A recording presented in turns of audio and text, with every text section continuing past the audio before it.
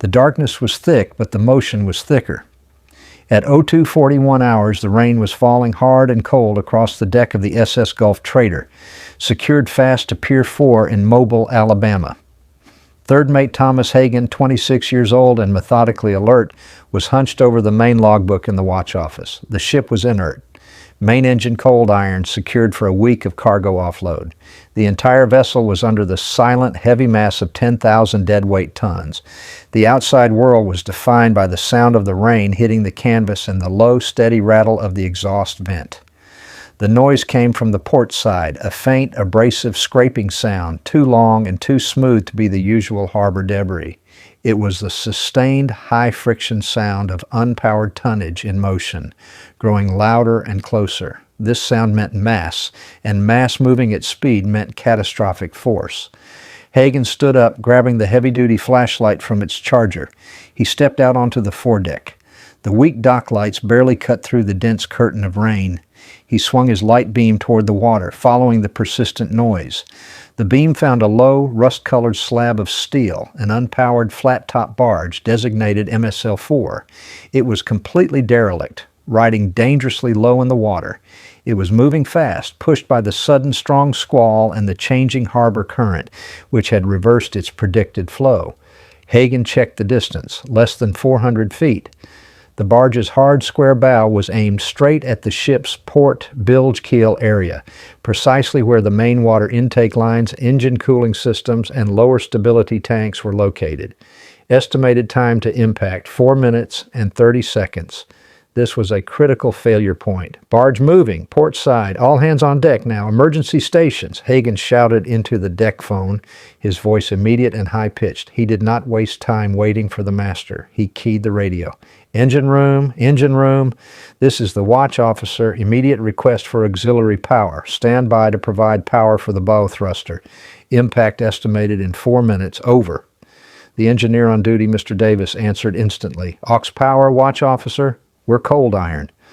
Initial start attempt has failed. Starter solenoid on main diesel 1 is shorting due to moisture ingress. ETA main power cycle now revised to 25 minutes, over. 25 minutes is unacceptable, Davis. Impact is imminent. I need the reserve battery bank online now. Bypass the main circuit. I need 3-phase power to the 4 mooring station winches in 90 seconds. Go, go. Hagen sprinted back to the foredeck. 2 men, Seaman Roberts and deckhand Perez, emerged, rain streaming down their faces. Roberts was running hard, but his foot slipped on the wet deck plating near the ladder.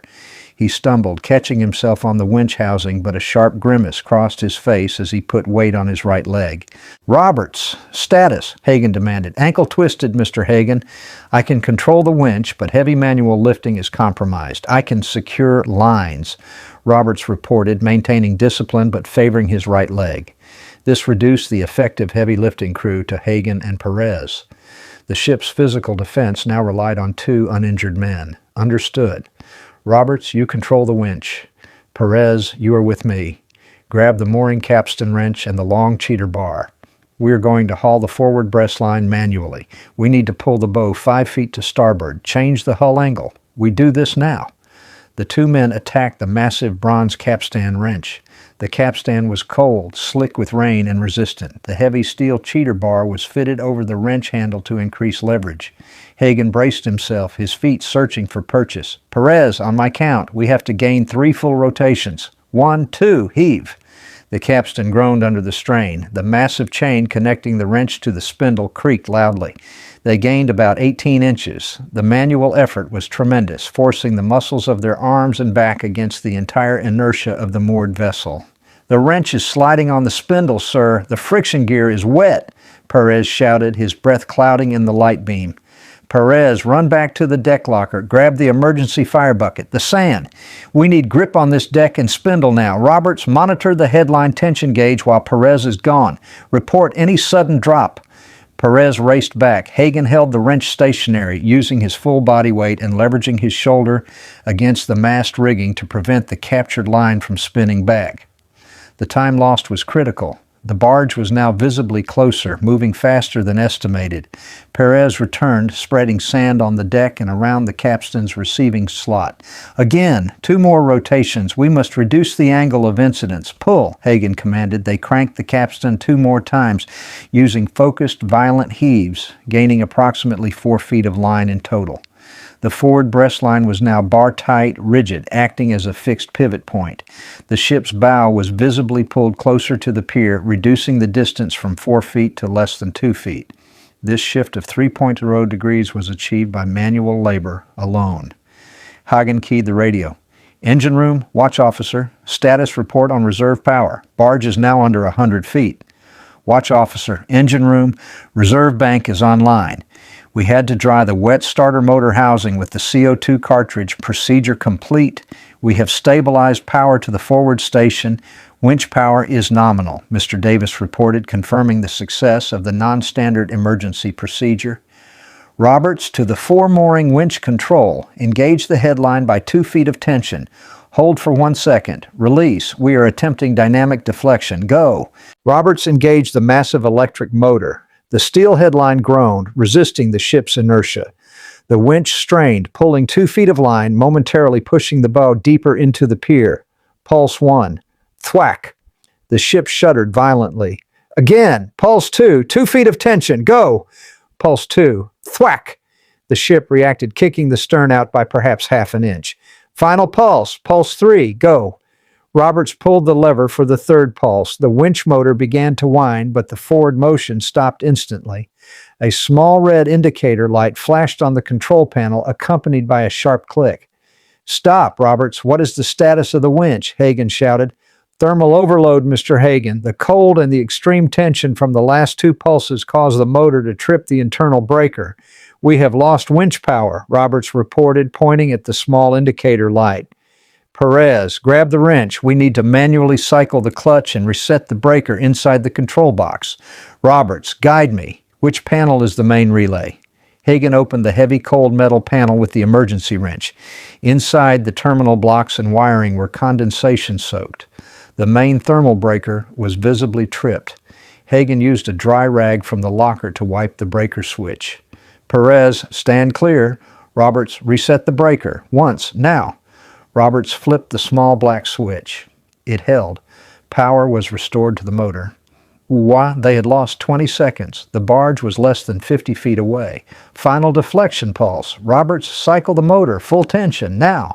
Roberts engaged the motor for the 4th time. The winch roared, pulling hard. Pulse 4. Thwack. The ship moved. The critical midsection was pushed further away from the path of the barge. The barge was 10 feet away. Its rusted sheer metal weight was an overwhelming presence. Perez, Roberts, the chocks.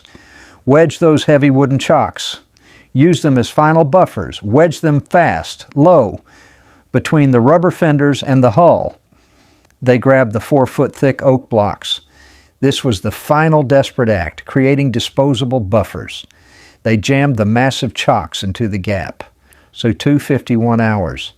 The impact was not a simple crash, but a terrifying, grinding boom that resonated deep within the hull structure. The barge's bow hit the Gulf trader's hull with a deafening, scraping violence.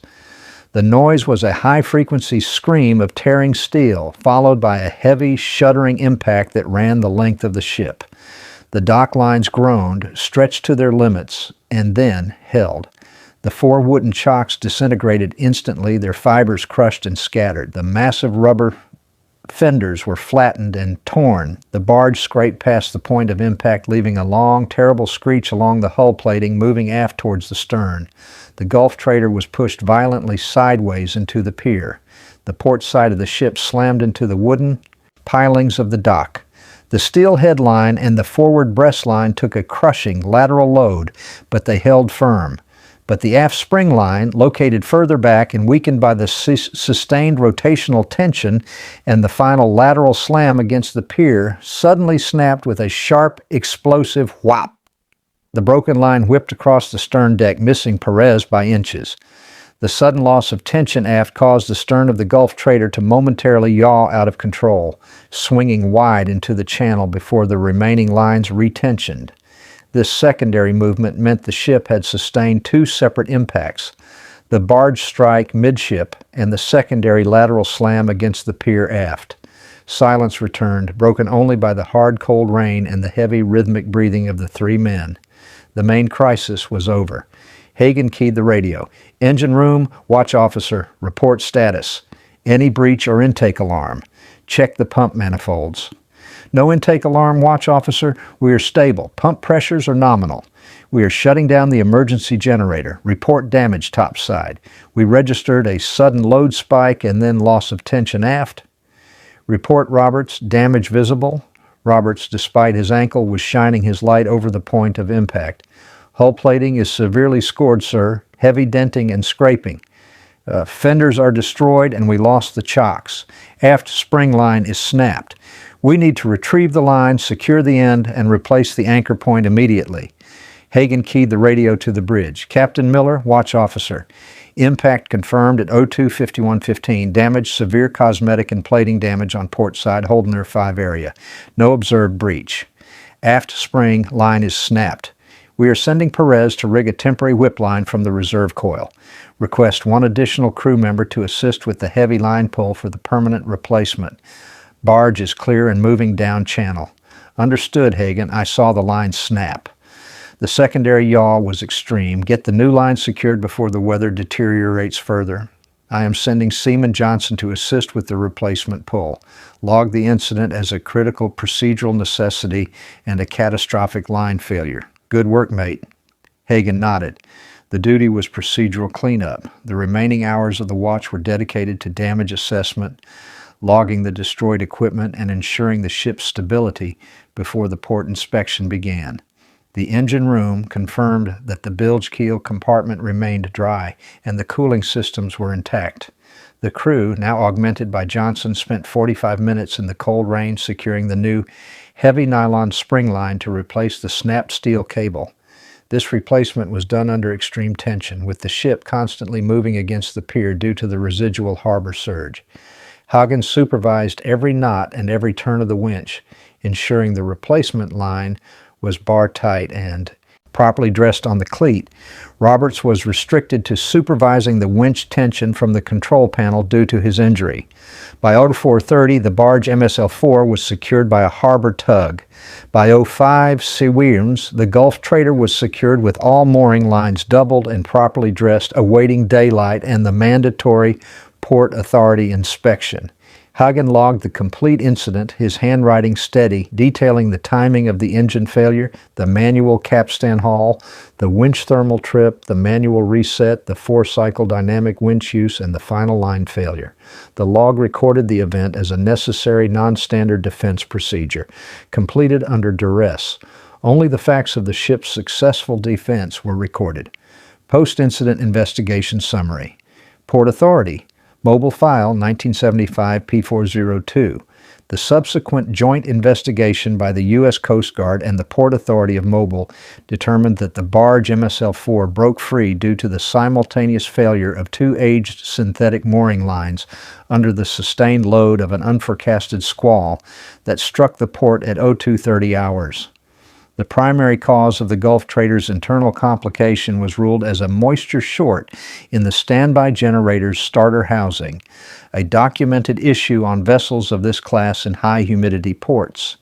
The investigation measured the speed of the barge at the point of impact with the SS Gulf Trader to be 4.2 knots. This velocity projected a minimum of 180,000 FTLBs of kinetic energy transferred to the stationary vessel. The Port Authority determined that the rapid multi-stage action by the watch crew, specifically the combination of the manual tightening of the forward breastline, gaining 4 feet of rotational leverage, and the application of the 4 dynamic tension pulses from the 4-mooring winch, despite the intermediate thermal trip, successfully altered the impact angle by an estimated 3.9 degrees. This deflection was calculated based on the ship's inertia and the measured displacement of the stern during the combined combined manual and mechanical engagement. This minimal but critical deflection successfully moved the primary impact point from the structurally vulnerable port bilge keel area, compartment 4, which housed the main cooling water systems, to the structurally reinforced plating adjacent to the empty hold Nura 5. Damage assessment confirmed significant hull scraping and buckling of the plating at the hold Nura 5 area, requiring a $40,000 repair in dry dock. The plating, though severely dented to a depth of 2.5 inches, maintained structural integrity and prevented immediate flooding, validating the effectiveness of the angle change. The report also noted the catastrophic failure of the aft spring line, a 1.5-inch diameter steel wire rope, which fractured following the initial collision. This failure caused secondary minor crushing damage to the aft plating as the stern swung into the pier pilings, adding an estimated $5,000 to the repair bill. The line was attributed to age combined with the extreme asymmetrical load applied during the deflection maneuver. The report concluded that had the impact occurred at the original perpendicular angle, the force applied directly to the bilge keel would have resulted in a catastrophic breach of the hull plating and guaranteed disruption of the main engine piping systems as confirmed by the vessel's blueprints, resulting in an estimated damage and downtime cost exceeding $900,000. The temporary use and destruction of the ship's 4 large wooden chocks were noted as a valid last resort measure that contributed significantly to the absorption of the collision energy. The actions of the crew, led by third mate Thomas Hagen, were cited as critical in mitigating a major maritime incident.